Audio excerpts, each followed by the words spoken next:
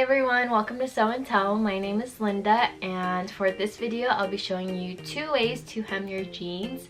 The first method is one I actually saw online and I thought it was pretty interesting, so I wanted to test it out. And the second one is the one I've actually been doing for a while now, and it's just how I was taught to do it. But I hope this video helps all of you shorties out there.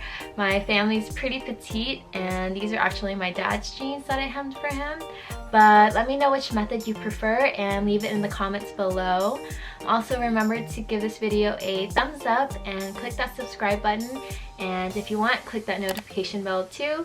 I will see you guys all soon. I love you. Bye! For method number 1, we're going to keep the original hem, but we're going to shift it upwards. And I have a pin marked where I want the finished length to be. Measure the distance from the pin to the hem, and I got 3 inches.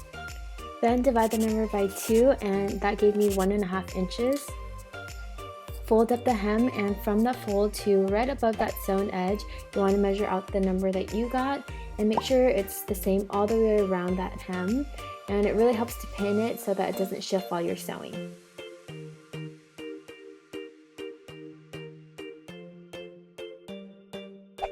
Before you start sewing, remove the front panel on the sewing machine. That way you can sew all the way around the leg hole. Sew straight stitch right next to that edge, but make sure you're sewing to the right of it and not on top of it. When you get to the side seams, it's going to be a little bit thicker, so slow down your machine, that way it doesn't break the needle. If you needed to do a really quick hem, this is perfect because you can fold everything underneath and just wear it like this. But to finish it off, I'm going to be doing a zigzag right next to that straight stitch.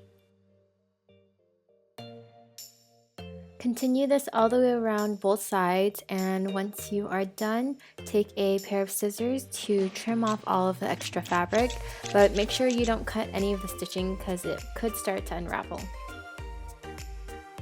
Flip it right side out and then use an iron to press it so that it's nice and flat.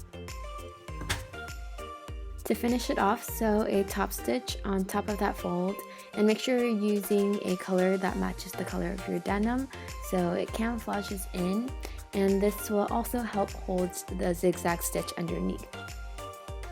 Here's what the finished product looks like, and if the purpose was to keep the look of the original hem, I think it does a really good job. You can kind of see the folds, but if you're looking at it from far away or if you're wearing it, you probably wouldn't even notice it. For method number 2, we are going to make a brand new hem. I have a pin marked where I want the finished length to be, and after that you want to measure the inside of the sewn hem. That gave me 5/8 of an inch, and make sure you double this number.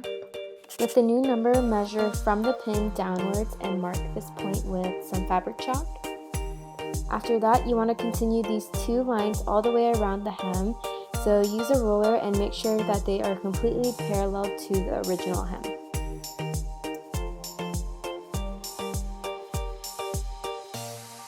Repeat this for the other side and then go in with a pair of scissors to cut along that second line. To prepare it before you sew, fold along that first line and pin it all the way around. Then go in with an iron to flatten everything out, and it will give you a nice crease. To reduce some of the bulkiness on the sides when you're sewing, it really helps to go in and trim away some of the seam allowance. So cut as much as you can off, but make sure you don't go too far in because you don't want the seam to rip open. Once the first crease is there, you can fold the rest of it in half and tuck it in so that it gives it a clean finish, and use pins to hold all of it down. Iron over all of it again so that you can get a nice second crease, but make sure you're careful when you're ironing over pins because the head could melt off and the pins also get really hot. And here is the same thing on the other side of the leg, but I flipped it inside out so you guys can have a better look. Again, you're just pinning all the way around and ironing it into place. I think it's easier to sew it when it's flipped inside out. That way you can see everything that's going on. Make sure you have it lined up to a mark on the right side. Mine's at 1/2 inch, and this will make sure that when you flip it right side out, the line is straight and not super wavy.